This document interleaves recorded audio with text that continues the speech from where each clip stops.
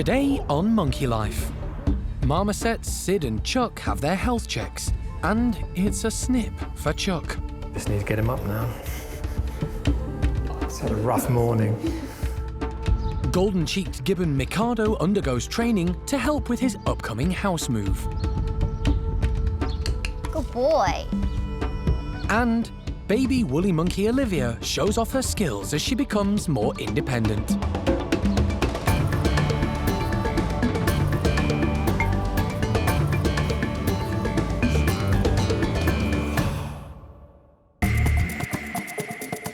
Monkey World in Dorset, buried deep in the English countryside, is the largest sanctuary of its kind on the planet. The team, led by Dr. Alison Cronin, rescue and rehabilitate abused and unwanted primates from all over the world. They're all going to have a chance to live proper lives again. Perfect. The park provides a home for more than 250 monkeys and apes from 20 different species.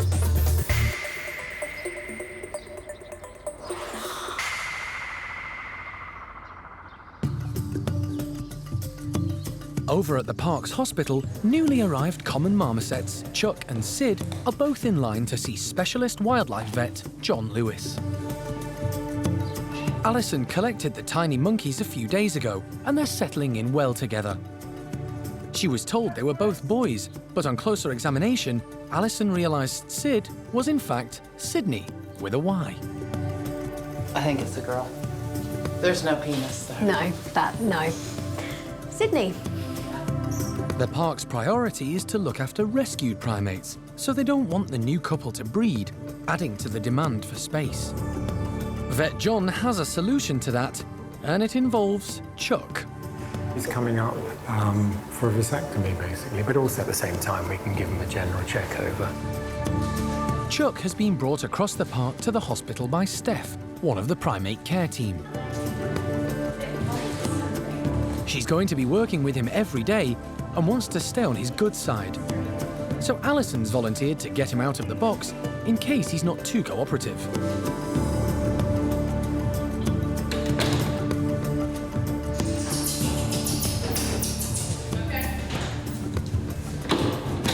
You're all right. He's a vicious little monster.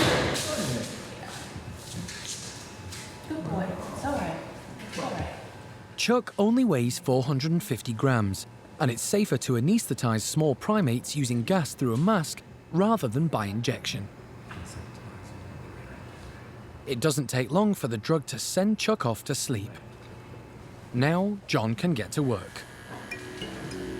Firstly, he prepares the surgical site. It's non-sterile gauze swabs.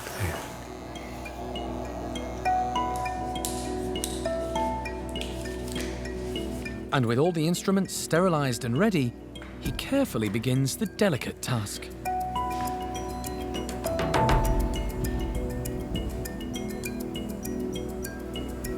Cutting him.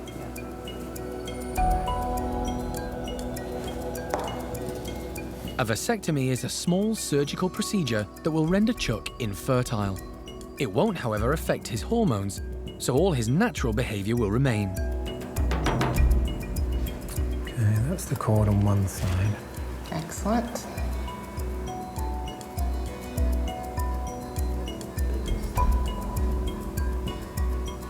One more stitch and this side is done. John has to remove a tiny section of each of the tubes that carry sperm out of the body. It's very fiddly on such a small patient. That's the next cord.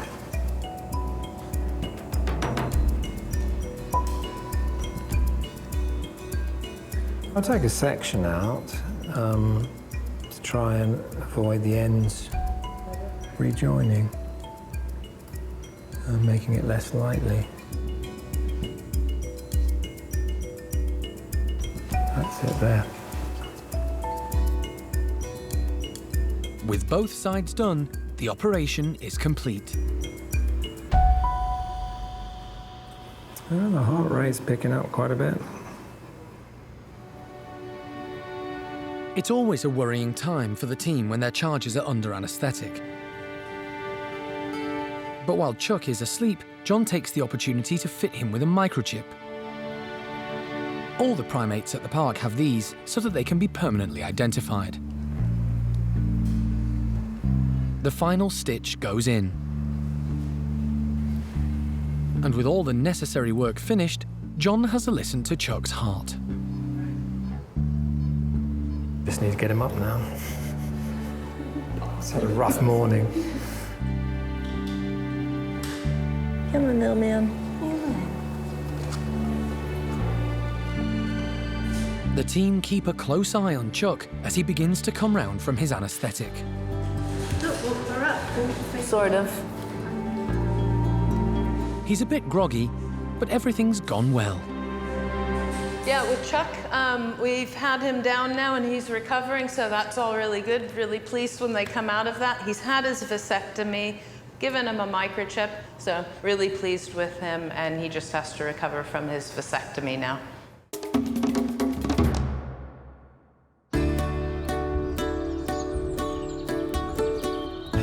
Across the park, the woolly monkeys are enjoying being out in the sunshine. Over the past 6 months, there have been lots of changes for the top woolies, and the care team have been observing them closely.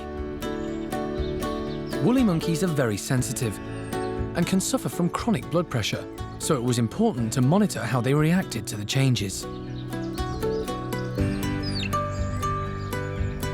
The first was the arrival of a new baby, born to Mum Zingu and Dad Oscar, and named Olivia. But a few weeks later, elderly Oscar sadly passed away.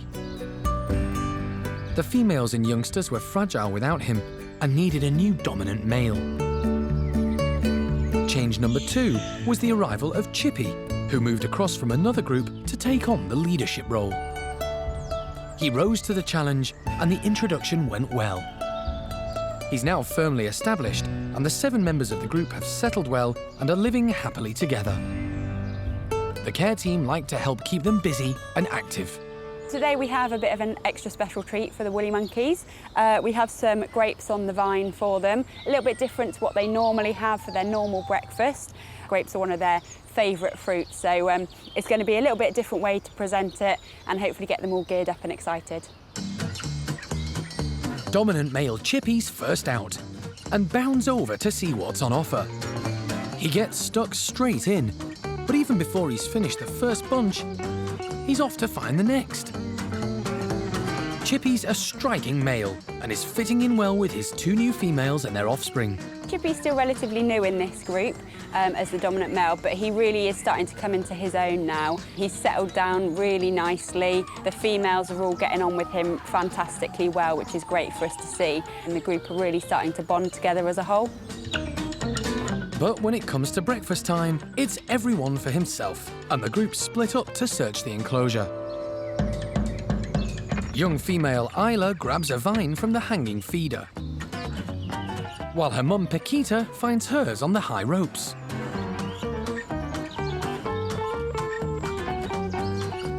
But her 2-year-old son Lucas isn't quite so partial to grapes and goes for oranges and apples instead.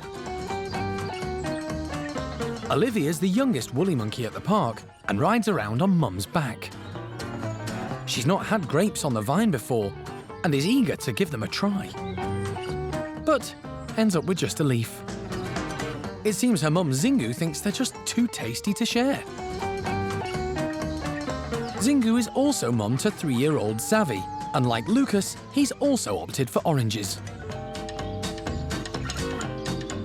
Grapes may be a favourite with the adults, but it's good to see the youngsters varying their 5 a day. For Zingu, however, it's all about the grapes. And this time, Olivia has more luck and gets her first taste. Grapes aren't the only new experience young Olivia's been trying out recently. Her confidence is really starting to blossom now, and she's starting to develop her own character as well. She's getting braver, she's starting to venture further and further away from her mum Zingu. So she is getting a lot more curious about her surroundings, really testing out what her arms, legs and her tail can do for her. So she really is starting to blossom as a little character. Olivia, like all woolly monkeys, has a prehensile tail that grasps and works as a fifth limb, allowing her to hang from branches to reach food. Or if you're a youngster, to dangle, swing, play, and generally have fun. And despite the changes in the group, little Olivia and the rest of the youngsters are all enjoying life with their extended family.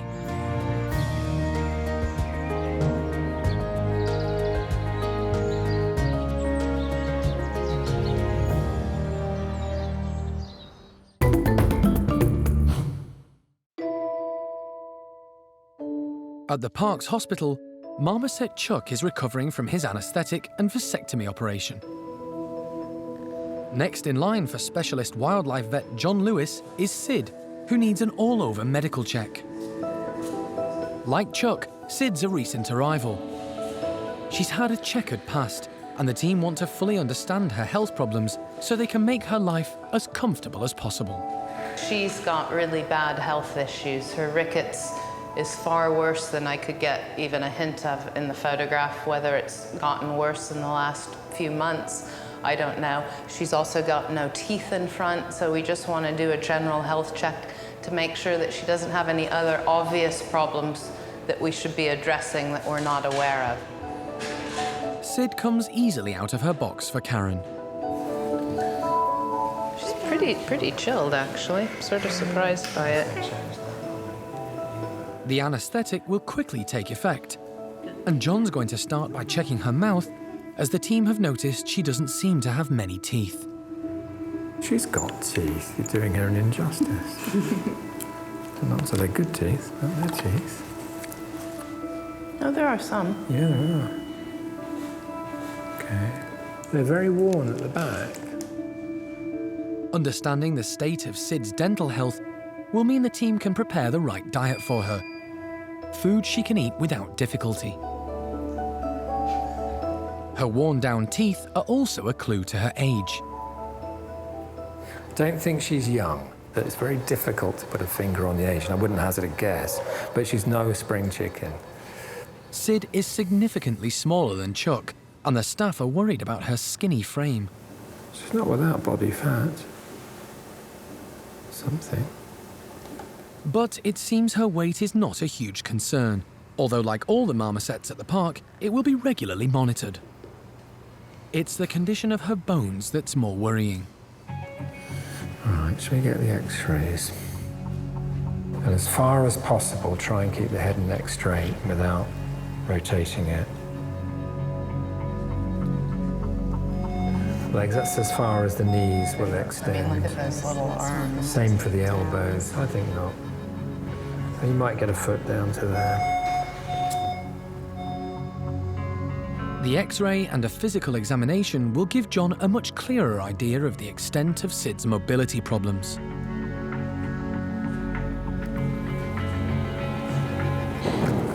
Right, so a better look at things. The tibias are rotating inwards, bent inwards. Quite a classic nutritional bone disease. A poor diet without calcium and a lack of vitamin D3 from sunlight meant Sid's bones became soft and didn't develop properly, and she's become permanently misshapen and crippled. This is not a rare occurrence in pet trade primates. Well, yes, she's got a deformed spine, two deformed femurs, the top leg bone looks like the tibias, the bones below the knee are deformed, the elbows, the humeri, and the radius and ulna, the lower forearm. Apart from that, doesn't mean anything long-term for as long as her nutrition is now stabilised and put right.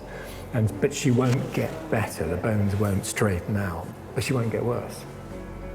So we're not saying she's in pain even, she's just deformed at the moment, which inhibits her ability to move about, of course it does, or jump, or use branches, but you'd be surprised how active she can be in her rather shuffling way. With Sid's checks complete, she's put back into her box to recover from the anaesthetic. Once she's come around fully, she'll go back into her bedroom with her new friend Chuck. The team will monitor their health closely and make sure they have everything they need. In Sid's case, she could have had any number of hidden medical problems that we weren't aware of. Because she was in such poor health with her rickets, we just wanted to make sure. Both done, both can go back together now and hopefully live happily ever after.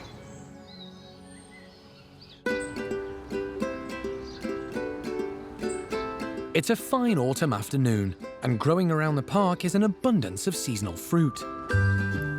Steph from the primate care team is taking advantage of the wild harvest to give the ring-tailed lemurs a treat. Right, guys, what have we got? Sticking out lots of blackberry bits for the lemurs today. They really enjoy berries and things and foraging and stuff, so it's great to get them up and around and foraging for sort of food. In the wild, the lemur's diet would consist mainly of fruit and leaves, supplemented in the dry season by eating insects, flowers, tree sap, and even wood. The juicy blackberries and elderberries that Steph is putting out instantly attract the lemur's attention. As soon as we walk in with this kind of thing, we usually then get an immediate lemur swarm. Everybody gets very excited. So I'm trying my best to sort of put bits out and about. Okay, you have that bit then. That can be yours. They always want the bits in my hands rather than the bits I'm sort of putting out for everybody. Everybody's very interested in the big tub that it came in as well, so trying to move them out of the way so that I can put it up high and get them actually moving and foraging properly for it. And out of the way. As in the wild, there is a strict hierarchy within the group. With lemurs, they've very sensible arrangement. The girls are in charge, so Fennel is our dominant female. And then with our boys, because they have a very set hierarchy as well, Indiana and Sirius are firmly at the top.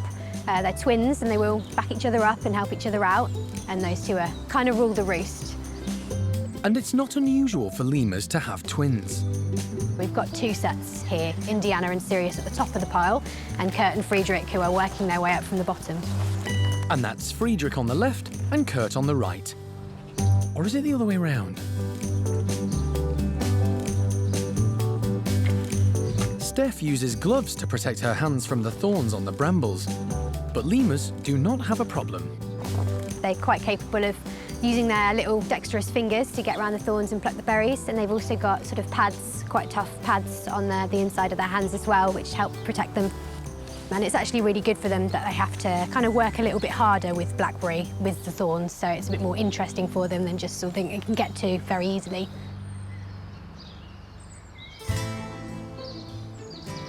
As well as blackberries and elderberries, Steph is trying a more unusual fruit, rose hips, whose skins are packed with vitamin C. Not sure whether they'll recognise them as a food type, but we'll see. Oh, apparently they are tasty. And today, it seems everyone's in a good mood, and there's no sign of the normal scuffle for the best pickings. I don't know if it was just because we had a little bit of sunshine for the first time in a while. Everyone was fairly chilled and peaceful, and there was even some sharing going on, which is unusual with the lemurs. And the autumn berries seem to meet with the lemurs' approval. These guys do have some blackberries in their enclosure already, so they're kind of familiar with them. So putting all of these out, they were really excited, really interested. The elderberries were pretty popular. Everybody seemed keen. But the experimental introduction of the rose hips wasn't quite as successful. People tried them, but they were quickly dropped on the floor afterwards. Overall, I'm happy with how these guys have reacted today. It's always nice to give them a treat, give them something a bit different. And everybody actually was really well behaved. Everybody got on and had a nice, quiet, just sort of munching session, which is nice to see. So yeah, it's worked out pretty well for them. It's a good bit of enrichment. Over at the Gibbon house, some residential replanning is going on. 6-year-old golden-cheeked Gibbon Mikado has outgrown his relationship with surrogate mum Alex and has been living alone. The primate care staff have a plan to introduce him to some new friends, but that will mean a house move. So Kat's getting him ready. We're training him to come into this box that we've attached to his enclosure slide. Now, the reason we're training him is so that he will be able to be transferred from this enclosure to another one in the near future. Mikado, who arrived at the park as an orphaned baby, is now an active and curious young Gibbon. And the training gives him something fun and interesting to do outside of his normal daily routine. He accesses the box from one of his 2 bedrooms and is eager to get on with the session. Once Mikado's in the box, Cat reinforces his behaviour using a clicker and food rewards. Good boy. Mikado's actually doing really well with his training. The first day we put the box up, he was obviously a little bit scared of it, but he was very curious and came in straight away. And from that first session, we gave him lots of really positive reinforcement with all his favourite sort of treats. So he's really associating it with a really positive thing. So he's now sitting for up to a minute whilst I'm giving him some treats and stuff, and he's very calm and relaxed, so we couldn't ask for anything better at this point. After a successful session in the box, Mikado heads back indoors for a quick swing around. He really enjoys his one-on-one time with Cat, and she'll be encouraging him into the box several times a day, every day before the move. On the day that we're actually going to be moving him from this enclosure, it's a very stressful experience for the animals, and it's very, very difficult for us to force them into a box and make them do that without any experience. So by doing it this way, Mikado is very calm, he's used to the box being here, he's used to coming into it, and then all we need to do on the day is actually shut the door down. He's soon back for a second session. Come here, buddy. Good boy, Mickey. With Cat's patience and dedication and Mikado's willingness to go into the box, moving day should be straightforward. It's doing incredible. I'm really pleased so far. I think that Mikado will hopefully go in the box nice and calmly on the day, and it shouldn't be too much of an issue. And when he comes out the other end, well, we'll just have to see what happens when it happens then.